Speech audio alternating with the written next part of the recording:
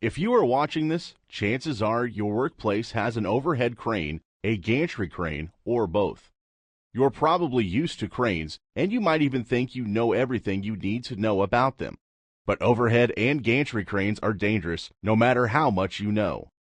This course is meant to be a crane awareness overview for both crane operators and people who work around them. If you're already familiar with cranes, it should be a useful refresher. If you're someone with no clue about cranes, what they do, and how to work safely around them, it will provide a good knowledge foundation. An unstable load, a misinterpreted hand signal, lack of experience, lack of maintenance, or proper inspections can cause crane accidents.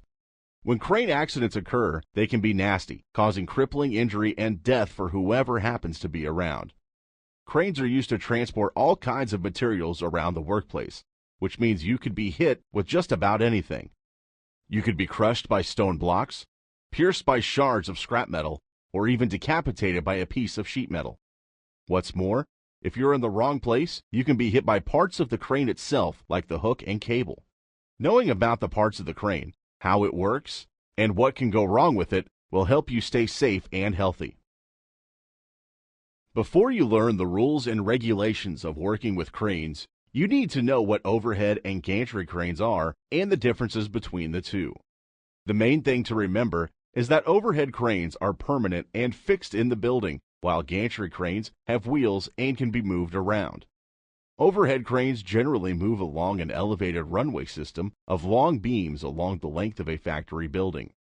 An overhead crane consists of three important parts: the hoist, which lifts loads up and down, the trolley, which moves the hoist from side to side, and the bridge, which moves the hoist and trolley forward and back.